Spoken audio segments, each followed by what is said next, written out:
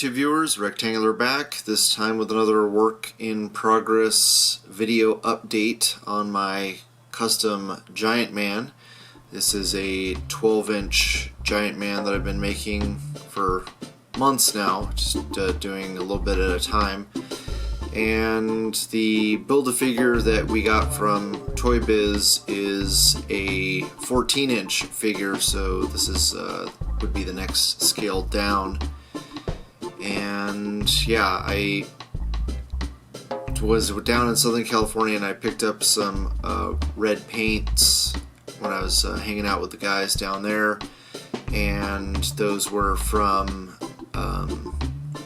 Games Workshop or Citadel, and was much happier with those. I did actually film me repainting the red, but I didn't want to bore you guys with that since this video is going to be long enough as it is, and I didn't want to have to do a separate video for this.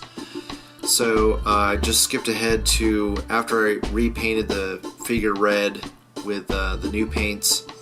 I continued on here with the black areas that are going to eventually be blue, but I didn't want to have to go with multiple coats of blue paint on those areas because I had to cover up the red.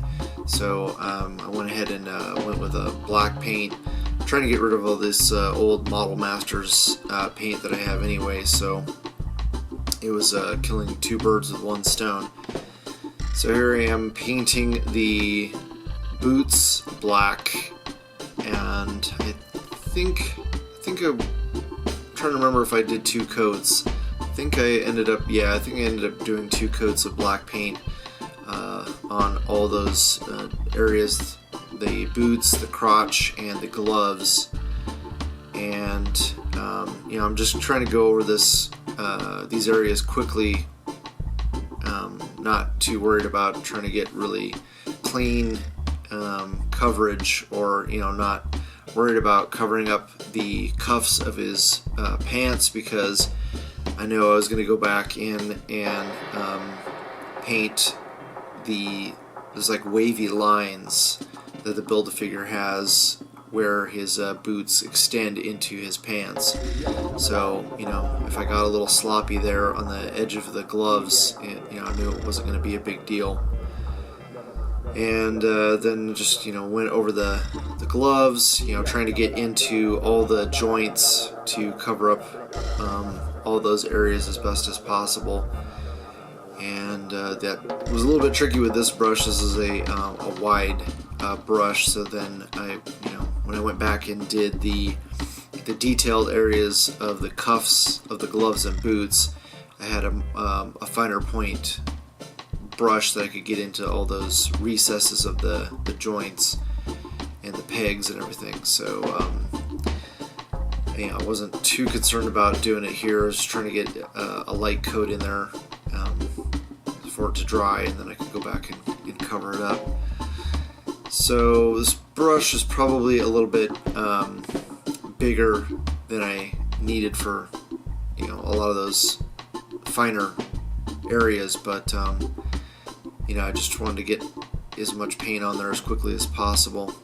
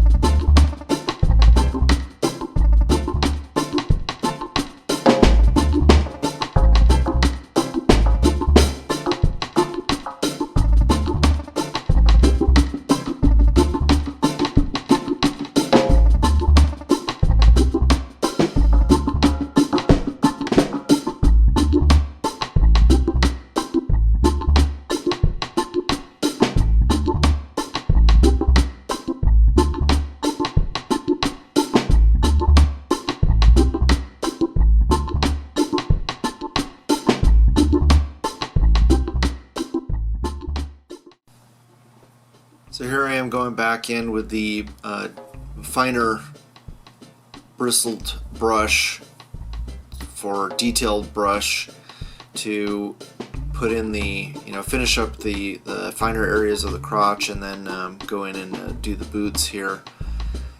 And I decided just to do it by hand, not trying to use a template or anything, because that's the way it looks like they did it on the Toy Biz Build-A-Figure. So I wanted to look, I'm trying to match the Build-A-Figure as much as possible. It's a little bit tricky since the scale is different. This is a smaller version of Giant Man than the Build-A-Figure, so you can't just have the exact same pattern as the Build-A-Figure because he's smaller. So I just tried to think of it, how would it look with less material, and just kind of did a rough example of the number of ridges that were on the boots and the gloves, and just try to make it look as close to the Build-A-Figure as possible without straight up copying it. So I think I ended up going with like about four different peaks and valleys on each side. So I think it turned out pretty well, and not too many issues. Fortunately, this black paint is pretty easy to use from Model Masters. A lot of the other colors, they clump up, especially the flesh tones. For some reason, they tend to really clump up quite quickly. It's interesting to see the quality of different brands of paint. Right here I'm using Model Masters, which is made by Testers. It's a acrylic paint. You never want to use enamel paints on figures or you will destroy them. That's a huge tip to anybody who's just starting out. Now, Model Masters are not bad for doing, basic stuff like this, but for doing anything really detailed, I definitely prefer the Citadel and Vallejos. They are much smoother and don't clump up nearly as bad. The Model Masters flesh tones are really bad at clumping up. So if you can, definitely seek out Citadels and Vallejo paints. You can get Vallejo at Hobby Lobby, and Citadel carry usually made by Games Workshop, so a lot of comic book stores will carry those, and you can get them online as well. I think Amazon has a pretty good selection of those. But yeah, this was pretty easy. It wasn't too difficult or time consuming, just getting these gloves and boot details painted up.